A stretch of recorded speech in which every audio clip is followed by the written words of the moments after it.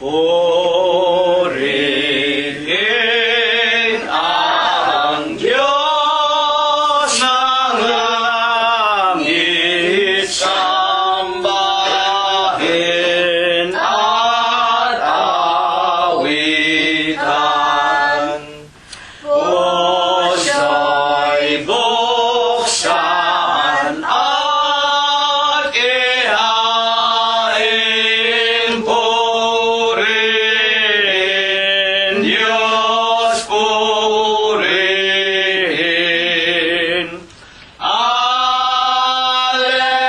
Alleluia, Alleluia, lapit sa Hari natin. Purihin, luwal, hatiin, biyayat, paniligtas. Sa ating nagugupiling sa salay, hanguin. Alleluia, Alleluia, Gloria Patri Dei. Ang Diyos ay naghihintay, siya ay nauuhaw.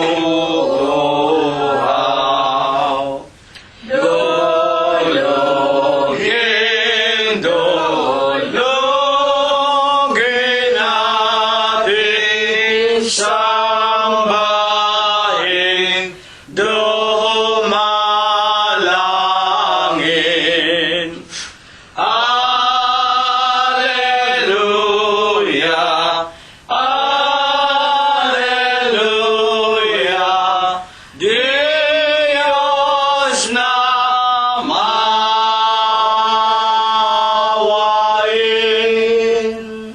Angeles sakay taasan, nagpupuri-purihin.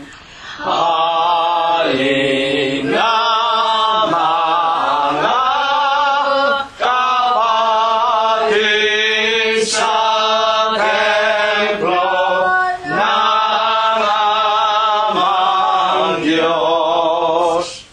Alleluia,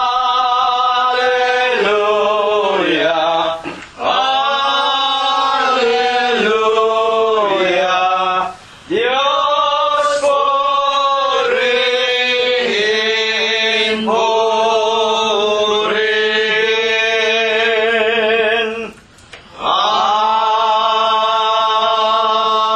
Amen.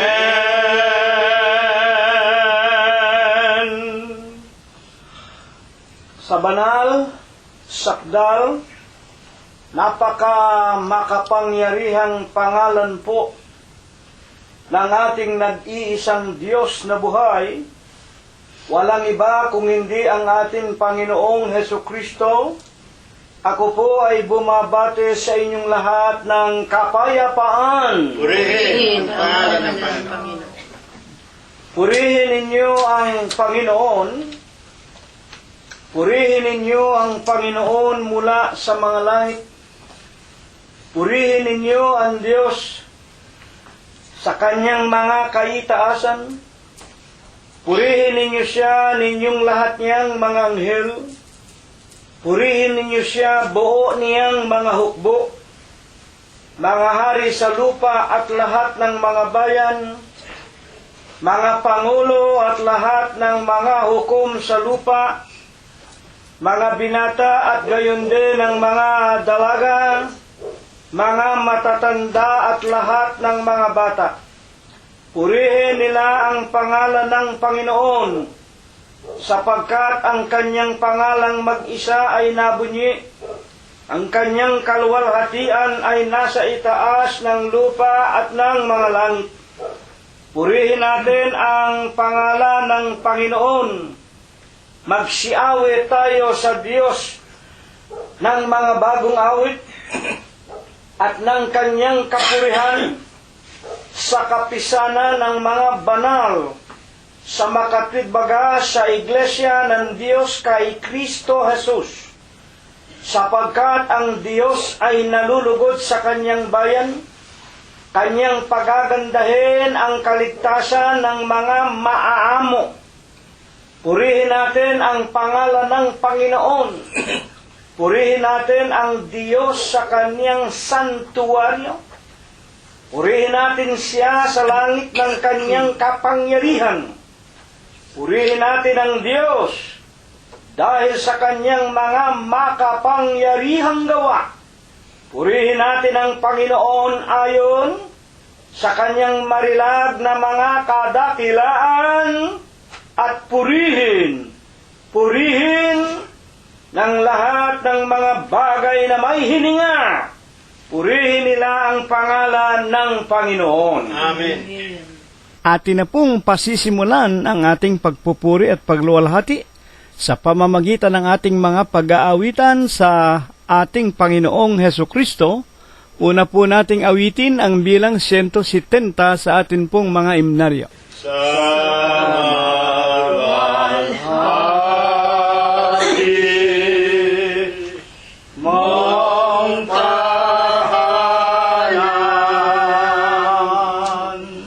O Jesus na lughang banal, sa iyo'y pinailan lang mga dalangin at awitan sa Espiritu'y sumasamba sa pangalan mo, aming Ama. Ngayon po'y tawagan ka ng aming puso at kaluluwa. Dito sa bahay, dalangin ang nagkakatipong may katuwaan.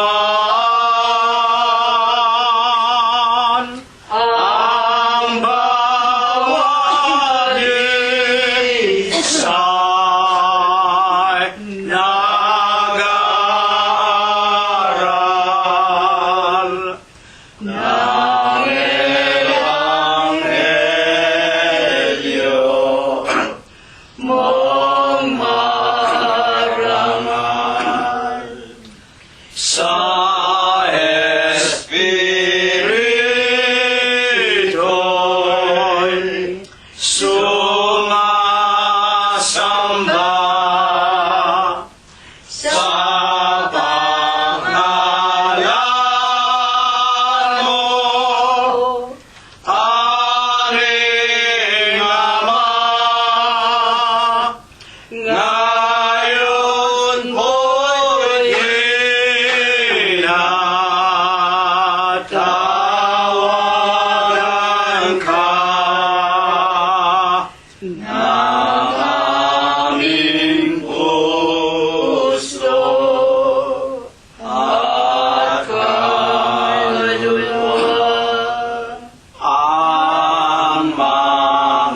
Samo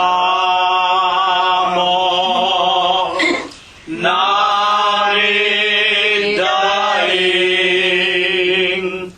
patawad kami papagkamtin at nangupang aming marating ang mapayapa mong hiling sa Espirito'y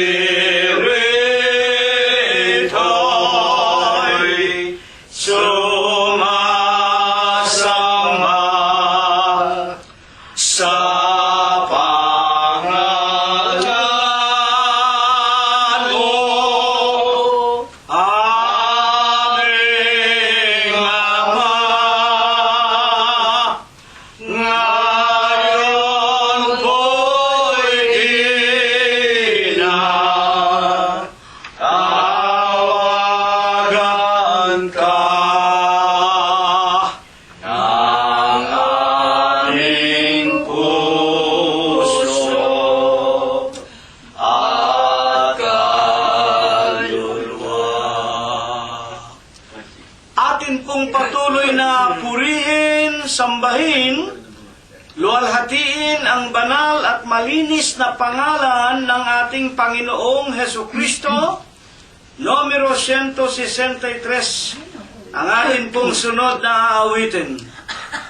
Mapala silang sakdalang lakad sa kautos ay gumaganap kay Kristo Jesus na palilingap sa ita'y laging tinutupad sa litan na sa buhay.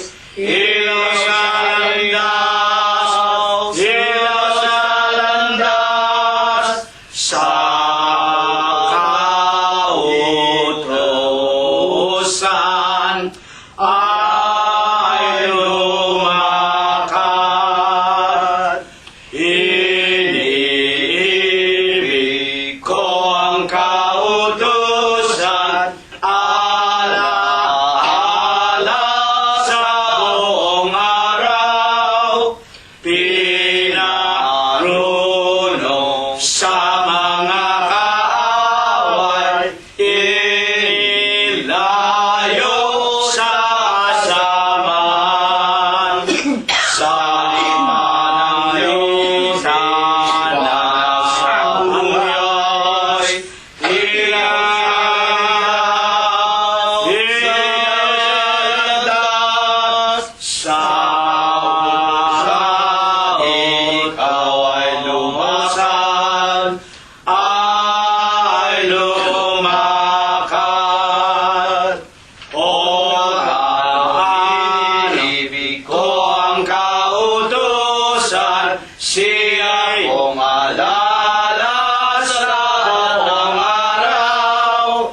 Pinanong ako sa aking mga kaaway, at inilayo sa lahat ng kasamaan.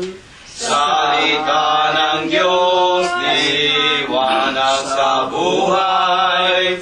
Ilaw, ilaw sa landas, sa utusan, ikaw ay lumasan, ay lumakad. Dakilang Panginoon po naming Diyos, Amang banal na lubha ka pong kagalang-galang, ikaw po ay Diyos na sadya ka pong kapita-pitagan, nag-iisa ka pong Diyos na buhay, Ikaw po ang may-ari. Ikaw po ang lumalang ng lahat ng mga bagay. Ang Diyos na pinakamakapangyarihan ka po sa lahat. Ama, na sakdal ka sa iyong pag-ibig. Napakasagana mo po sa kagandahan ng iyong mga kalooban. Napakadakila mo po sa iyong mga pagbibiyaya. Datapwat ikaw po ay Diyos, na napakabanayad mo po sa iyong mga kagalitan. Ama, na ikaw po ang nag-iisa at buhay na Diyos. Pinagtapatan ka't pinaglingkuran hanggang kani-kanilang kamatayan. Ikaw po ang Diyos ni Abraham, ni Isaac at ni Jacob, ng iyong mga banal na propeta sa bansa ng Israel. Naawat na habag ka rin po sa aming minamahal na ama at ina. Inilagay mo po sila sa iyong banal na iglesia. Naglingkod po sila sa iyo, Amang Banal, hanggang sa huling hibla ng kani-kanilang mga hiram na buhay. Amang Banal, sa sakdal at malinis mo pong pangalang Kristo Jesus, masusulyapan mo po muli kaming lahat. Una na nga po dito sa iyong bahay dalanginan sa Los Angeles, California, at sa bawat tahanan at tirahan ng aming mga minamahal na mga kaibigan at mga kapatiran na nangangalat po sa malalayong iba't ibang dako nitong magulo at mandarayang sanglibutan. Aman Diyos, nagkakatipon po kami sa Espiritu, bagaman malalayo kami sa pangangatawan. Ipinaiilang lang po namin sa iyong banal na harapan sa iyong kaharian sa langit ang amin pong mga tao sa pusong mga pagpapasalamat. Amang Banal, maraming salamat sa iyo. Napakamapayapa ng mga araw, nilipos mo po kami ng buhay, kagalingan at kalakasan. Wala ka pong ipinaubaya sa sino man sa amin, sa anumang mga kapariwaraan. Binubuhay mo pa po kami, Ama, pinalalakas, pinagagaling ang aming mga lupang pangangatawan. At higit sa lahat, maraming salamat po.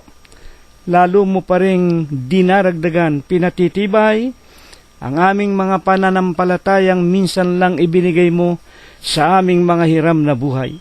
Amang Banal, salamat din po, hindi mo pinabayaan maging ang aming mga kabyak ng puso, ang aming mga anak, mga manugang, mga apo at mga minamahal namin sa buhay. Amang Banal, dakila ka sa iyong pag-ibig. Sadyang ikaw po ay napakasakdal sa kagandahan ng iyong kalooban. At sa banal po na Huwebes ng gabing ito, sinasamba ka po namin, pinupuri. Niluluwalhati namin ang iyong kagalang-galang, ang malinis mong pangalan sa Espiritu mo po sa iyong kagilagilalas na katotohanan. Amang Banal, kung kami po'y nagkulang, kung kami po'y nagkasala laban sa iyo, huwag mo sanang gawing dahilan upang hindi mo po pakainin at painumin. Sa Huwebes po ng gabing ito ang aming mga kaluluwa. Patawarin mo po kami sa amin pong mga nagawang kasalanan at dalangin po namin, ikaw po sanang muli ang tumindig sa aming kalagitnaan.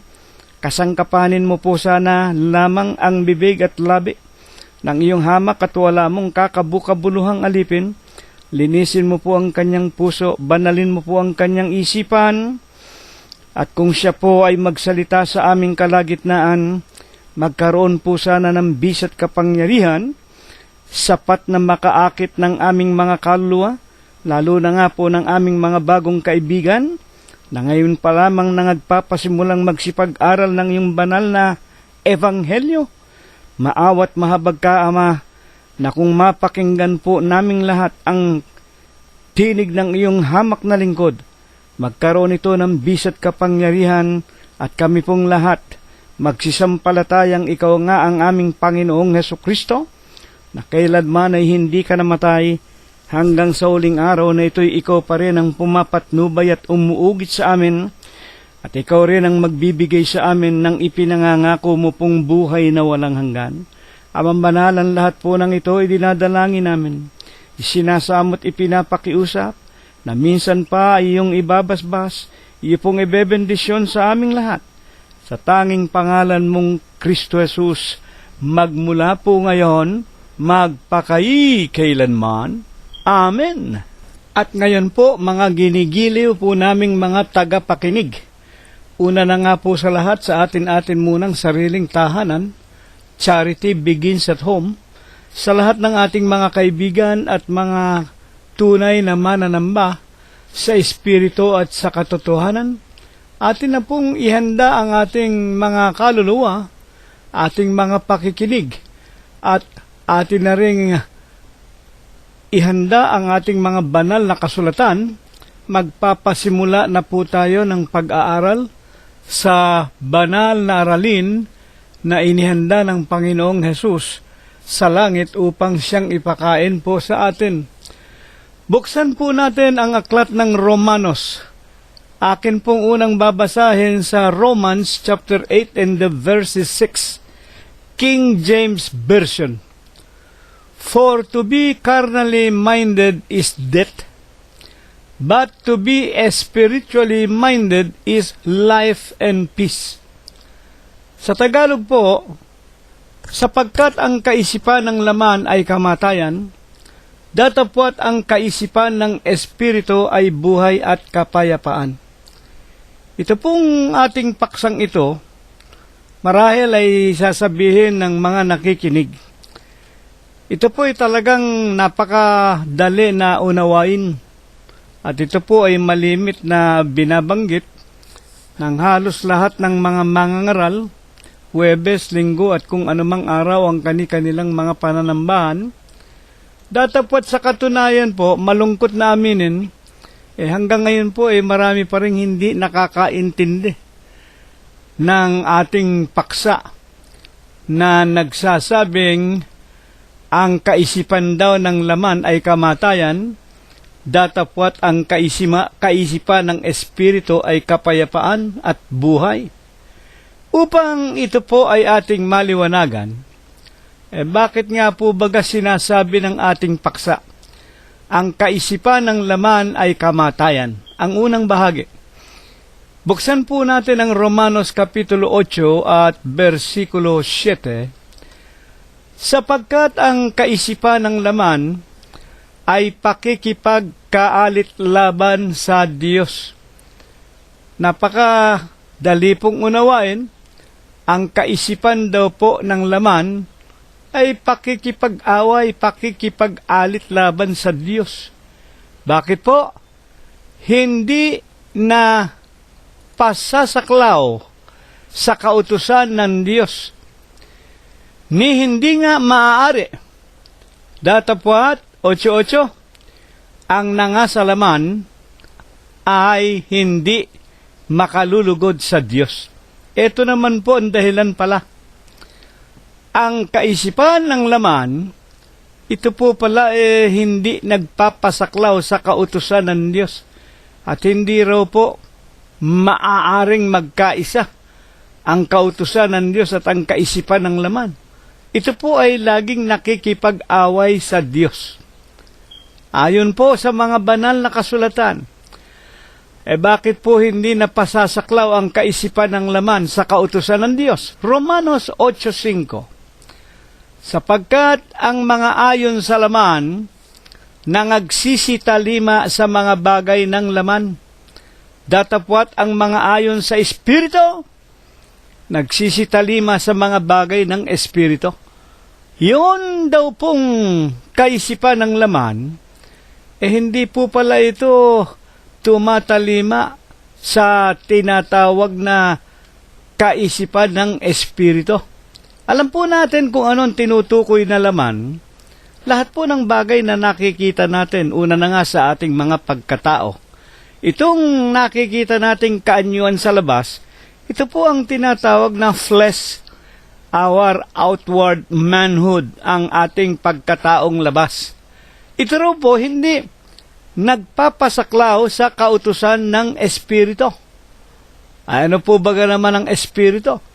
Alam po natin ang Espiritu, no flesh and no bones, hindi po nakikita ng mata ng tao. Walang laman at walang buto. Kaya nga po, hindi pwedeng magkaisa, sapagkat yung laman, merong materyang bagay, at ang Espiritu, wala pong materyang bagay. Ngayon, sa paanong paraan mga tagapakinig po namin, ang tao ay nabubuhay sa kaisipan ng laman. Buksan natin ang Bibliang Ingles sa Romans chapter 8 verse 1, sapagkat dito po mas maliwanag sa King James kaysa sa Tagalog. Basahin po natin paano makikilala ang mga taong nabubuhay sa kaisipan ng laman. Romanos 8:1, Romans 8:1. There is therefore now no condemnation to them which are in Christ Jesus, who walk not after the flesh, but after the Spirit. Ano po ang kukuhanin natin dito?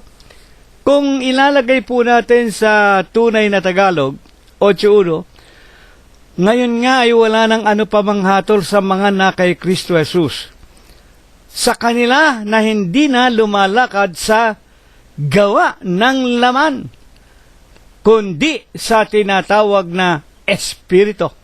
Sa makatwid, dito ang kukuhanin natin, yung kabaligtaran.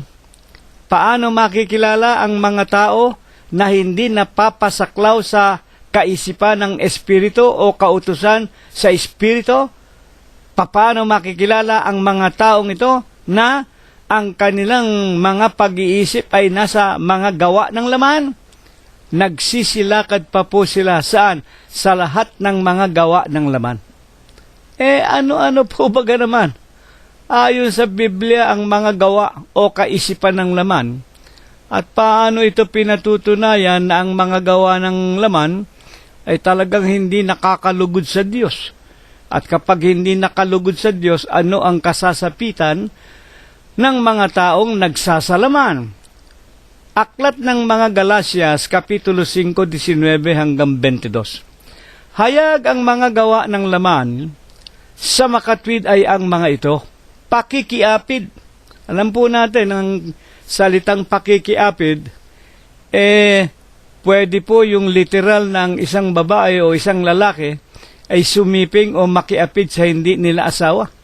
At ang isa pang pakahulugan ng salitang pakikiapid, ang tinatawag na pakikiapid sa ibang mga espiritu, na katulad nga po ng tinatawag na espiritu sa mga paglilingkod sa Diyos. Merong tinatawag na mga kaparaanan ang mga tao sa kani-kanilang relihiyon, na sila po'y naglilingkod pa rin sa mga larawan, naglilingkod sa mga patay na ng mga tao, sa mga patay na kung ilang panahon na at kanila pang sinasamba. At kung ang isang tao naman ay naroon sa isang relihiyon na sa kanila bawal ang paglilingkod sa mga larawan, ngunit nahihirate, nagaganyak sa mga anyaya ng mga kaibigan, lalo na nga't kung merong tinatawag na mga kasayahan sa kanilang paglilingkod sa kanilang iglesia, na naglilingkod sa mga larawan, yun po ay pakikiapid sa Espiritu. Ano pa ang mga gawa ng laman? Karumihan. Ayan. Kapag ang tao hindi po marunong maligo, hindi naglilinis, yan po ay gawa ng laman. Kalibugan. Ito po ay isang salita sa Bibliang English, lasciviousness. Sa English po, hindi ito masamang pakinggan. Pero sa atin nga lamang po ng mga Pilipino, pinalaki nga tayo sa kapaimbabawan, mga tagapakinig, wala pong masama sa salitang kalibugan. At yan po ay totoo, ito po ay masamang gawa ng laman. Sa 5:20, ito po, pagsamba sa Diyos-Diyusan. Ayan. Napakasama po ng paglilingkod sa mga Diyos-Diyusan. Sa 2 tapyas na bato, sa Kapitulo 20, versikulo 1 hanggang 5 ng Exodus, ang pagsamba po sa Diyos-Diyusan, napakalaking pagkakamali na walang kapatawaran kapag ito'y ginawa ng sinuman. Mga tagapakinig po namin. Ano pa? Pangkukulam, pagtataniman, pagtatalo-talo, paninibugho, pagkakaalitan, pagkakampi-kampi, grouping, mga pagkakabahabahagi, mga hidwa o maling pananampalataya. Ayan po, yan po yung mga gawa ng laman. Ano pa? Sa 5:21, mga kapanaghilian, mga paglalasing, ayan, inom dito, inom diyan, mga kalayawan, mga katulad nito, tungkol sa mga bagay na ito ay aking ipinagpapaunang ipaalaala sa inyo, tulad sa aking pagpapaalaala ng una pa sa inyo, na ang nagsisigawa ng gayong mga bagay, hindi magsisipagmana ng kaharian ng Diyos. Ito po ang pagpapatunay na ang mga tao na ang kanilang kaisipan ay nasa lahat ng gawa ng laman, nakikipag-away po sa Diyos. At kung nakikipag-away sa Diyos, hindi nga po magmamana ng kaharian ng Diyos o ng buhay na walang hanggan. Bilang ikalawang katanungan, ayon po mismo sa Panginoong Hesukristo, ano po ang pagkakaiba ng espiritu sa laman? Ito po. Ano ba ang pagkakaiba ng espiritu sa laman? Alam natin yung espiritu, walang laman at walang buto. At alam natin yung laman, yun ang merong materyang bagay. Kaya nakikita, nahihipo. Buksan natin ang Juan Kapitulo 6, versikulo 63. Ang espiritu nga ang bumubuhay. Ito po. Yung espiritu, walang laman, walang buto, ito ika ang bumubuhay. Ito namang laman. Sa laman, walang anumang pakikinabangan. Wala palang halaga ang laman. At nalalaman nga po natin sa Genesis, ang wika ng Panginoon Diyos nang sumpain niya si Eva at si Adam, ang wika niya kay Adam, sa tulod ng iyong pawis kakain ka ng tinapay, hanggang sa ikaw ay bauwi sa lupa, sa alabok ikaw ay kinuha, sa alabok ikaw ay magbabalik. Walang kabuluhan ang katawang lupang ito. Mababalik na muli sa pagiging alabok ng lupa. Ang espiritu nga ang bumubuhay. Sa 63 ng San Juan, sa laman ay walang anumang pinakikinabangan. Alin ba yung espiritu? Ang mga salitang sinasalita ko sa inyo, pawang espiritu at pawang buhay. Napakaganda po ng ating pag-aaral. Wala palang mahalaga sa lahat kung hindi ang espiritu. Ito pala ay bumubuhay. Ito pala ang magbibigay sa tao ng tinatawag na pag-asa, sa kapayapaan at sa tinatawag na kaharian sa langit o ang buhay na walang hanggan. Ngayon, kung sinasabi ng Panginoon, ang espiritu nga ang bumubuhay o ang kanyang mga salita, meron ba tayong makikita, mababasa, mapapatunayan sa Biblia na isang taong ilang araw ng patay pero binuhay ng salita ng Panginoong Hesukristo? Buksan po natin ang 11:38 ng San Juan. Ito po ang kasaysayan ng buhay ni Lazaro, mga magulang at mga kapatid. Aklat po ng San Juan, dito po sa kanyang pangkat 11, talatang 38 hanggang 41. Si Jesus nga, sa muling pagkalagim sa kanyang sarili ay naparoon sa libingan. Ito po yung kasaysayan ng buhay ni Lazaro. Namatay po si Lazaro na ito ay isang minamahal na kaibigan ng Panginoong Hesus. Ipinatawag po ang ating Panginoong Hesukristo ng kanyang kapatid na si Marta at ng ilang mga kapatiran noon sa paglilingkod sa Panginoon. At ang Panginoon karakaraka nga ay pumaroon sa kanyang libingan. At yaon nga ay isang yungib. 11:38, mga tagapakinig po namin, no, ng San Juan. Si Jesus nga sa muling pagkalagim sa kanyang sarili, naparoon sa libingan. Yaon nga ay isang yungib at mayroong isang batong nakatakip sa ibabaw noon. At sinabi ni Jesus, alisin ninyo ang bato. Si Marta nga, na kapatid niyang namatay, ay nagsabi sa kanya, Panginoon, sa ngayon ay nabubulok na ang bangkay sapagkat may 4 na araw nang siya'y namamatay. Ano po ang tanong natin kanina? Meron ba tayong mababasa na nagpapatunay sa banal na kasulatan na taong ilang araw ng patay, mga kapatid, ngunit binuhay ng salita ng Panginoong Hesukristo? Ituloy natin ang pagbasa, 11:40. At sinabi sa kanya ni Jesus, hindi ba sinabi ko sa iyo na kung ikaw ay sasampalataya ay makikita mo ang kalwalhatian ng Diyos? Kaya't inalis nila ang bato at tiningnan ni Jesus at itiningin ni Jesus sa itaas ang kanyang mga mata at sinabi, Ama, nagpapasalamat ako sa iyo na ako'y iyong dininig. Nalalaman ko na ako'y lagi mong dinirinig. Ngunit ito'y sinabi ko dahil sa karamihang nasa palibot ko, upang sila'y magsisampalataya na ikaw ang nagsugo sa akin. At nang masabi niyang gayon, sumigaw siya, ito po ang salita ng buhay. Sumigaw si Jesus ng malakas na tinig, Lazaro, lumabas ka! At siya na patay ay lumabas, na natatalian ng mga kamay at ang kanyang mga paa ng kayong panglibing, at ang kanyang muka'y nababalot ng isang panyo. At sinabi sa kanya ni Jesus, siya'y inyong kalagan at bayaan ninyo siyang yumaon. Nabuhay po. Nabuhay po si Lazaro, mga magulang at mga kapatid. Patunay na ang sinasalita sa 6:63 ng San Juan, sa laman, wala kayong pakikinabangan. Ang Espiritu nga ang bumubuhay. Ang mga salita na sa inyo'y aking sinasalita, pawang Espiritu at pawang buhay. At ayon pa man din sa ating Panginoong Hesukristo, 6:39 ng San Juan, ito ang kalooban ng nagsugo sa akin, na sa lahat ng ibinigay niya sa akin ay huwag kong iwala ang anuman, kundi ibangon sa huling araw, sapagkat ito ang kalooban ng aking Ama, na ang bawat makakita sa anak, sa Panginoong Hesukristo, at sa kanya'y sumampalataya, ay magkaroon ng walang hanggang buhay, at akin siyang ibabangon sa huling araw. Kaya nga po ang Panginoon ay nagkatawan tao. Ang Panginoon, siya rin po ang Diyos na makapangyarihan sa lahat.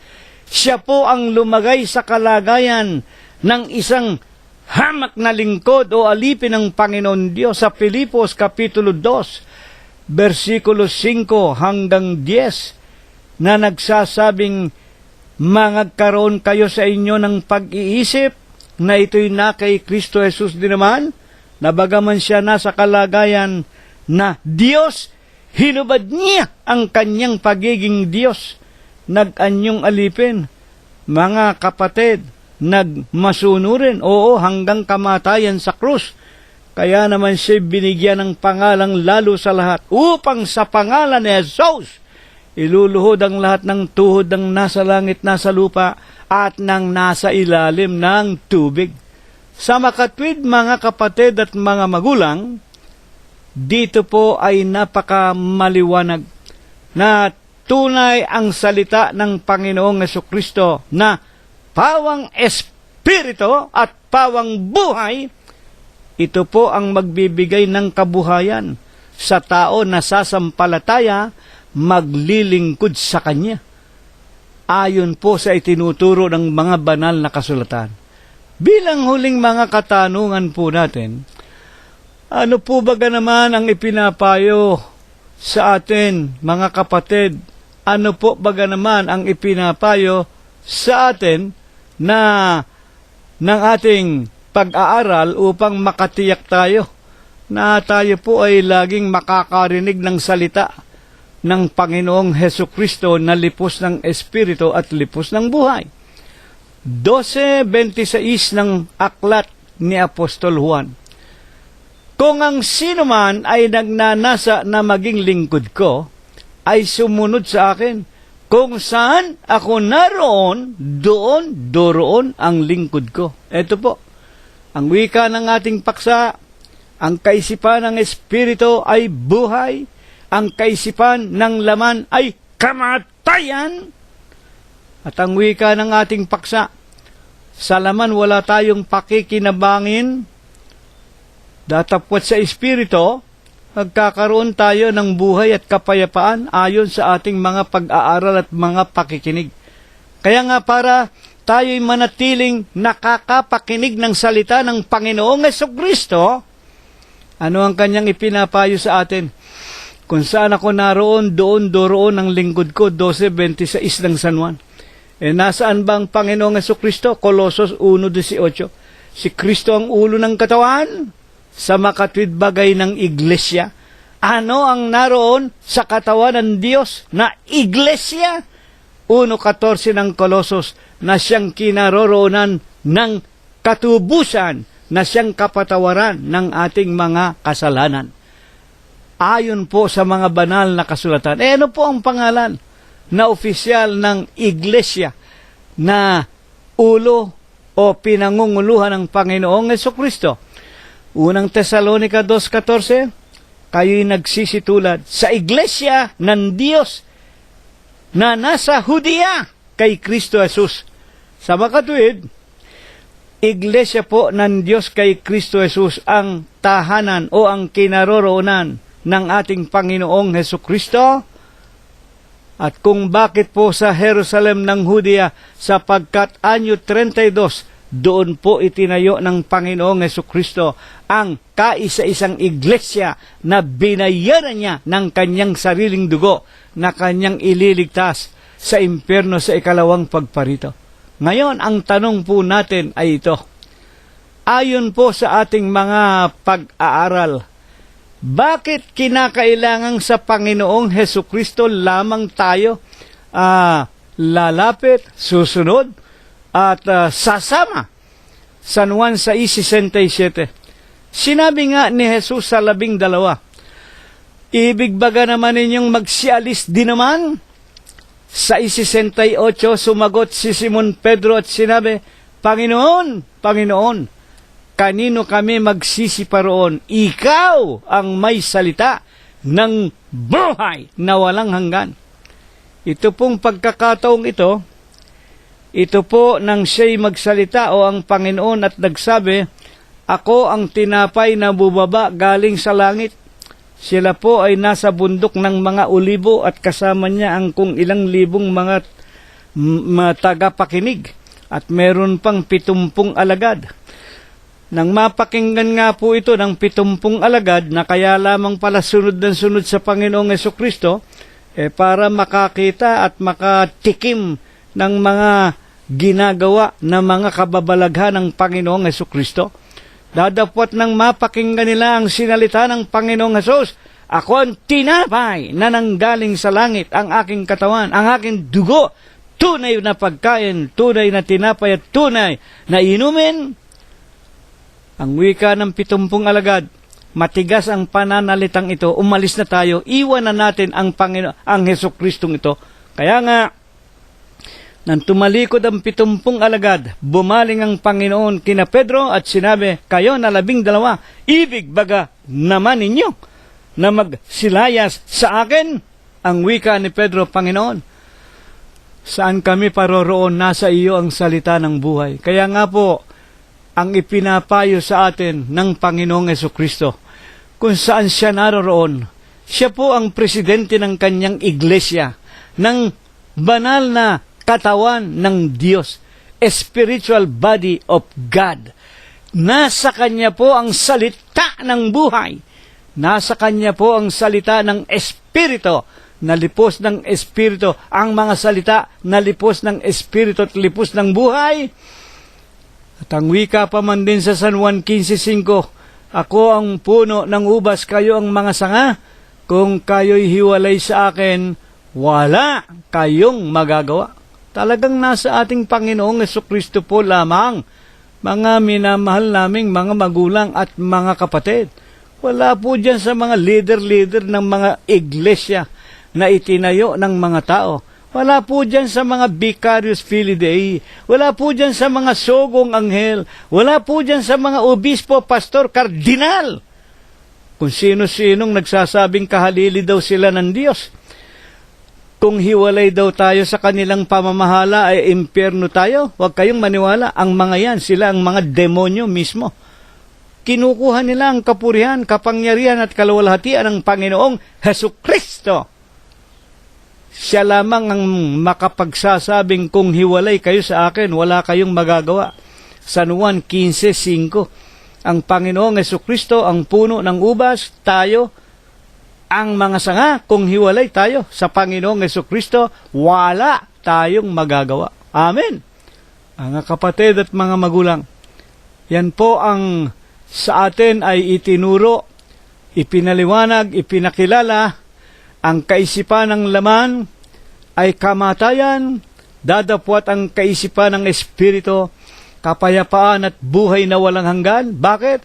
Hindi po pwede ang kaisipan ng laman magbunga ng tinatawag na buhay na walang hanggan, sapagkat ang pag-iisip ng mga taong nabubuhay sa laman parati na lamang laban sa kautusan ng Diyos.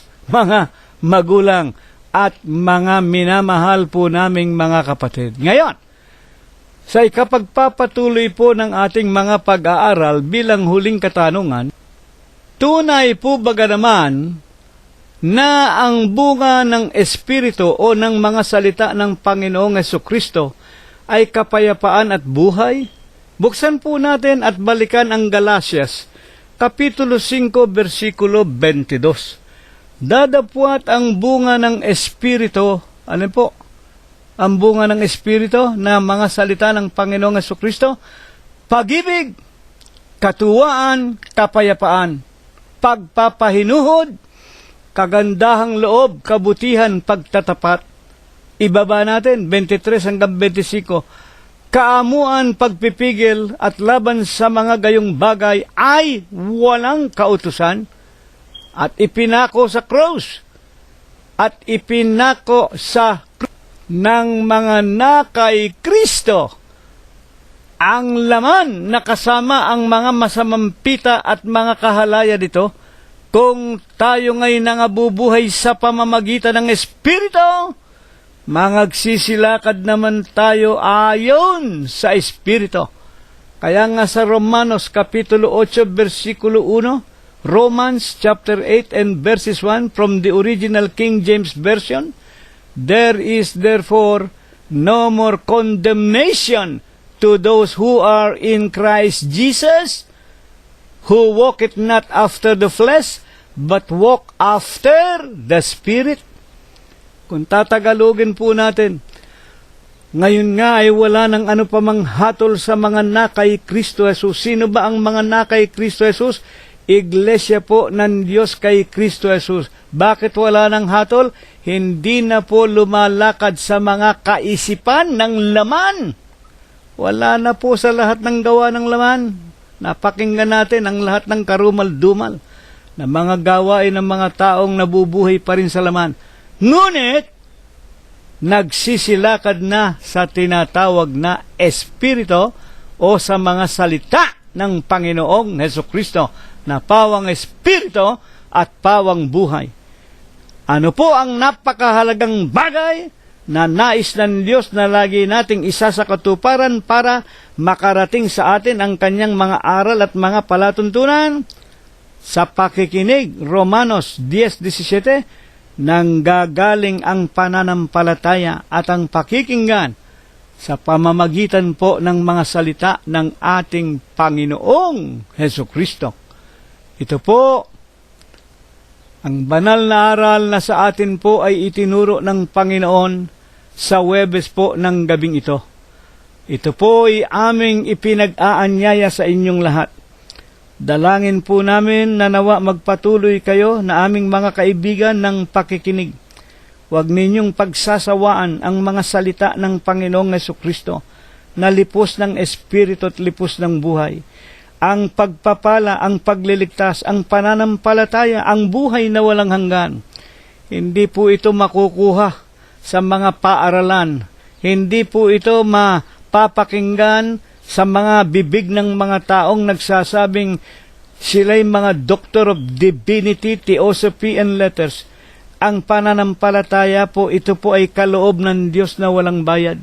Tinanggap ang wika ng Panginoong Hesus, Mateo 10:8, nang tawagin niya ang 12 apostol, tinanggap ninyo ng walang bayad. Ibahagi ninyo, ipamigay ninyo ng walang bayad. Kaya ito po ang aming pilit na isinasa katuparan, to do good and to communicate. Hebrews chapter 13 and the verse is 16, to do good and to communicate, ang paggawa ng mabuti. Ano ang mabuti? Romans 7:12, ang mabuti, utos ng Diyos, banal, matuwid at mabuti. Ang pagsunod sa utos ng Diyos at ang pamamahayag, to communicate. Forget not, for to those sacrifices the Lord is well pleased unto thee. Sa gayong mga handog at mga hain, sa pangangaral ng Ebanghelyo, ang Diyos ay totoong nalulugod sa atin. Sa Huwebes po ng gabing ito, natutuhan po natin ang banal na paksa, manatili po tayong nakikinig sa mga salita ng Panginoong Jesucristo na pawang Espiritu at pawang buhay. Ito nawa ay pagpala, ibasbas sa atin ng Diyos magmula ngayon, magpakai kailanman. Amen. Panginoon Diyos, na ikaw po ang aming nag-iisa at buhay na Diyos, Diyos ni Abraham, ni Isaac at ni Jacob, ng iyong mga banal na propeta sa bayan ng Israel, pinagtapatan ka rin po hanggang kanilang kamatayan ng aming minamahal na mga magulang. Ama Banal, maraming salamat po sa kapayapaan, buhay, kagaling at kalakasan. Salamat po sa mga aral na ito, na ipinarinig mo pong muli sa amin. Maawat mahabag ka, Panginoon. Langkapan mo nawa ng bisa at kapangyarihan, wag lamang naming napakinggan. Tumimo sa kaibuturan ng aming mga puso, magbunga sa amin ng mas maraming mga gawang kabanalan, mga bunga ng Espiritu na magbibigay sa amin ng kapayapaan at ng buhay na walang hanggan. At bago po kami maghiwa-hiwalay, Ama Banal, ipaabot mo pong muli sa amin ang iyong banal na basbas, ang iyong banal na bendisyon, sa pagkasangkapan mo po sa iyong hamak at wala mong kakabukabuluhang alipin. At ngayon ay tanggapin nating lahat ang walang hanggang pag-ibig, walang hanggang pagbibiyaya, pakikipisan, kaaliwan, pamamatnubay at ang kagalingan, ang hindi maulatang banal na biyaya, basbas at bendisyon, pagliligtas at pagpapagaling ng kanyang banal na Espiritu, tunawa ang muli niyang ipagkalob sa ating mga magkakapatid sa Huwebes ng gabing ito, sa ating sariling mga mahal sa buhay, sa ating mga kabiyak, ating mga anak, mga manugang, mga apo, kasangbahay at kamag-anakan sa laman, sa lahat ng ating mga kaibigan, sa gagawin nating paglalakbay sa paghanap ng ikabubuhay sa araw-araw, sa loob at labas ng ating mga dampang tahanan at sa buong kalaganapan ng Iglesia ng Diyos kay Kristo Jesus, magmula ngayon, magpakai kailanman. Amen. Kapayapaan ang sumaatin, purihin ang pangalan ng ating Panginoong Hesukristo. Magandang gabi po sa inyong lahat, hanggang sa darating na linggo, kung tayo po ay binubuhay pa. Salamat po sa inyong lahat.